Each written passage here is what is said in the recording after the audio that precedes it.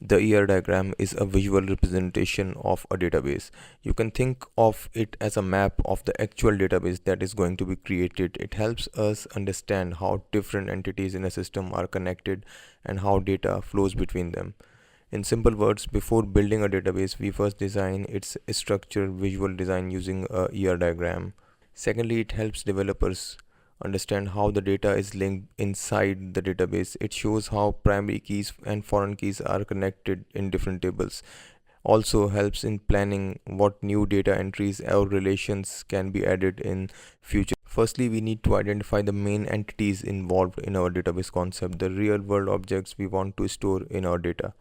Then we determine the relationships between the entities to understand how they are connected. After that, we define the different type of attributes like composite, derived, and multivalued attributes that will be discussed in a while in this video to store important details about each entity. Next, we assign a key attribute which acts as a unique identifier for every record. Finally, we establish the cardinality between the entities, that is, how many instances of one entity relate to another, such as one to one-to-many, and many-to-many relations. An entity refers to something that exists as a single independent unit, something you can name, identify, or describe. It can be a person, a place, a thing, or even an event. All of these are considered entities. To put it very simply, an entity is a noun. In your ER diagram, every entity acts as a noun and the relationship that connects two entities acts like a verb. So think of it as nouns are entities and verbs are connectors that show how those entities are related. For example, take a student entity, which is a noun, and a course entity, which is also a noun. These two nouns are connected by a verb enrolled, showing that a student is enrolled in a course. In an ER diagram, each entity is represented by a rectangle or a box. If the box has a double border or stroke line, it represents a weak entity, something that will be discussed later in the video. Again, to visually understand the ER diagram, here both student and course are the entities which are nouns and they are connected by the verb enrolled. So in simple words, a student is enrolled in a course, and that's exactly how entities and relationships work together in ER diagram. To explain a weak entity, we can simply say that it is completely dependent on a strong entity for its existence. If a strong entity disappears, the weak entity cannot exist on its own. For example, in our case, the bank is a strong entity. The account shown with a double line rectangle is the weak entity. If the bank vanishes, the account automatically loses its existence because it depends entirely on bank. So there are basically four important types of attributes in ER diagram: key attributes, composite attributes, multi-valued, and derived attributes. These attributes define the structure or the nature of each entity in ER diagram. Let's take an example. A driver drives a car. Here, driver and car both are entities, and drives is the relationship, a verb that connects them. First of all, every entity must have a key attribute, something that uniquely identifies its presence. For example, driver has a driver ID which uniquely identifies. Next, we have a derived attribute. A derived attribute is one that can be calculated or derived from another attribute. For example, age can be driven from date of birth. If a person has a date of birth of 1st March 2003, we can easily calculate that the person is 20.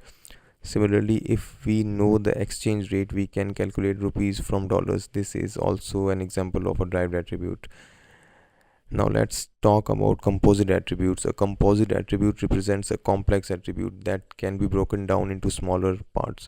For instance, a full name can be divided into first name and last name. An address can be split into house number, street, city, province, and so on. Finally, we have a multi-valued attribute. A multi-valued attribute is one where an entity can have multiple values of the same attribute. For example, a person can have multiple phone numbers, 1, 2, even 3. Similarly, a person can own multiple cars. This is what makes the attributes multi-valued. Although this is not a complete ER diagram, this example gives a clear picture of how the driver entity and its attributes are structured. You can easily extend this idea and add attributes for the car entity as well. To explain cardinalities, you can see a visual illustration on your screen showing different types: optional one, optional many, mandatory one, and mandatory many. For example, consider a student enrolled in a university. In this case, a student usually takes multiple courses, so that relationship between the student and a course is a mandatory many relationship. On the other hand, if a student is enrolled in a language program such as a German course, then each student is connected to only one course, making it one mandatory relationship. Similarly, you can think of other examples to better understand how cardinalities define the number of connections between entities. Aggregation is a concept used when a relationship itself participates in another relationship. It may sound a bit complex, but let's make it simple with example. Suppose an employee works on a project and both the employee and the project are being managed by a manager.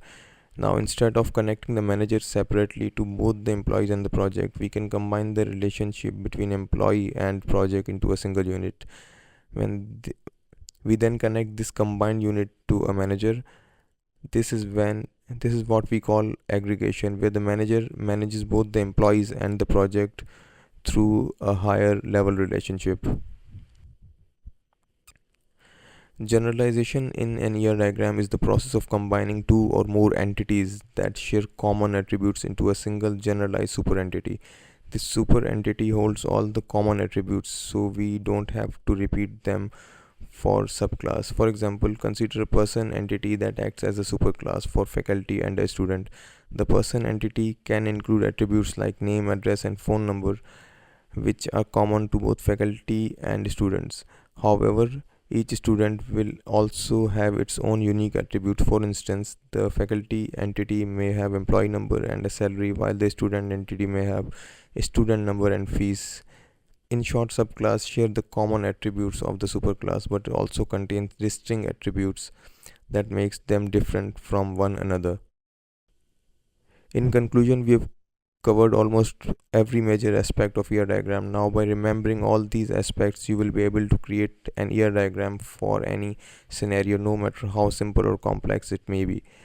The more you practice, the more confident you will become in designing clear and effective database structure or ER diagram. Thank you so much for watching, and good luck for your exam.